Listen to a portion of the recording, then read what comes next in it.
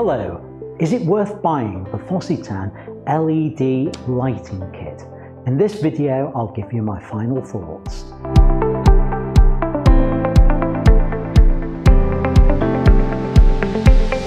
Hello, welcome to iansstudio. I'm Ian and Butterfield. This is my fourth and final video about the Fositan lighting kit. Full declaration.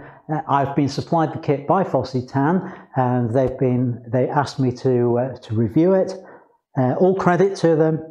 They asked me to do a fair, honest review, not to just do a sales pitch for them. So that's what I've been doing. I've been talking about warts and all with it. And in this video, I just want to sort of summarize my thoughts after having a day playing with everything. And is it worth buying it? I think the answer to that really depends on what you expect to get from the kit.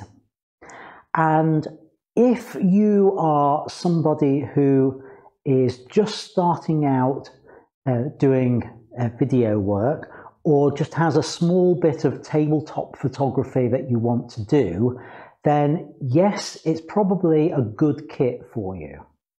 If you're wanting to do portraiture, not sure it's the right kit for that, but for, as I've done in my previous video, the tabletop, I think, yeah, it's not a bad kit for that. What are the good things about it? Well, the good things about it is you get 4 lights in there. You have control over the brightnesses of the lights. You have control over the color temperature of the lights. You get 4 stands. You get 4 umbrellas. You get 2 softboxes. You get 4 different backgrounds. You get clamps to hold them. You get a background stand. You even get a Bluetooth controller for your phone. You get a tripod. You get a reflector. So it really is a good starter kit for somebody who just wants to dabble. And you get a lot of gear for a relatively simple price. That's the good side of it. It means that there's a lot of things you can do with it. You can use the kit for green screen work. You can use the kit if you're a YouTuber and you want to get into doing green screen and just want a small background behind you. This is more than adequate to be able to do that for you. And you've got enough light there to light your background and to light you. If you've got small amounts of tabletop photography to do, again, it's great for that. If you're likely to do both of those, even better, because it can be used for a lot of things. There are 1 or 2 things that I'm not so sure about. The reflector, yeah, you can probably use it. You can use it in the studio. You could use it with things, but really, a reflector like this, I would more use on location. Might take it with me this week. I've got a shoot to do on location with a reflector, so you may see me using it in that. But it's a bit on the small side for my liking. But again, that's a plus in some way, because that is small enough to stick in a camera bag to carry around with you. You've got a reflector taking up next to no room with you wherever you go. And that can't be a bad thing at all, especially as it's a 5-in-1 reflector. So you've got the silver, you've got the white, you've got the gold, and you've got the black on there. And if you take the cover off, it's a diffuser. A small one, but it's a diffuser. Don't knock it. So lots of things like that.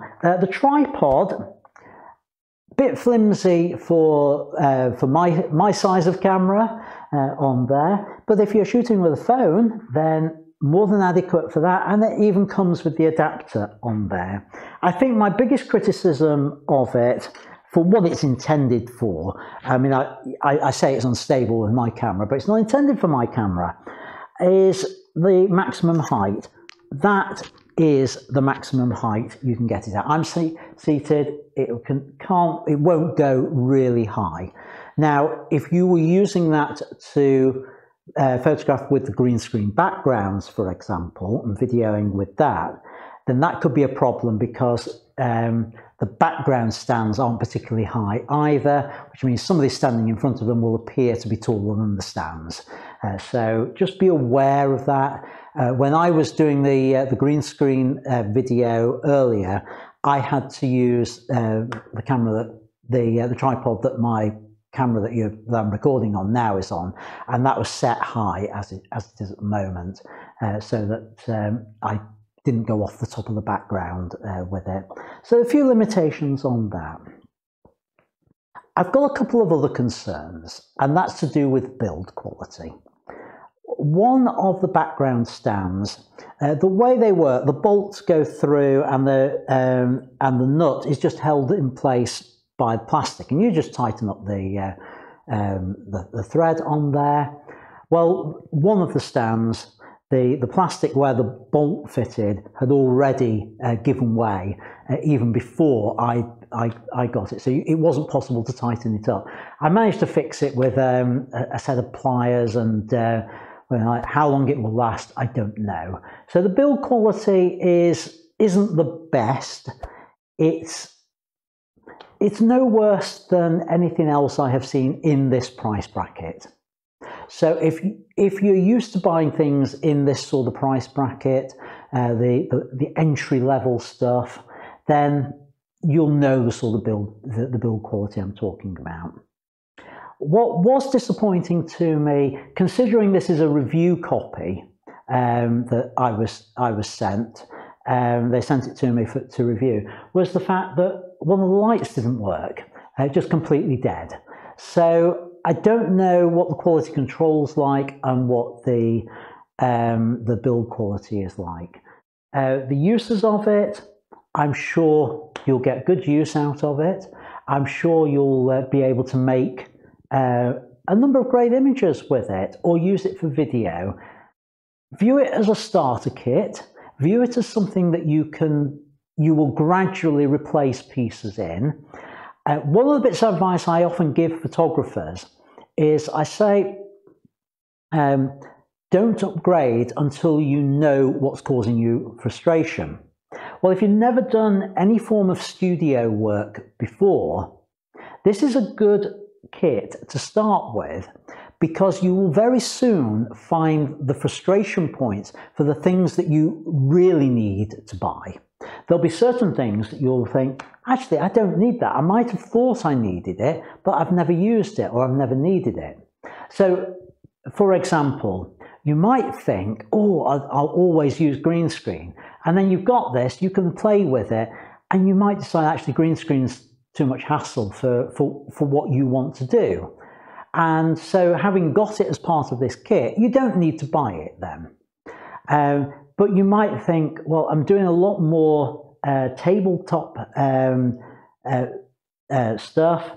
I could do with a much more robust tripod. Then put your money into doing that. So it's a good starter kit. It gives you that feel for what you need at the beginning of your studio journey, gives you enough things to play with and to really find your feet and find out what it is you actually need. So for that sort of use, I definitely recommend it, because you get so much kit with it. Background stand, if only it was taller.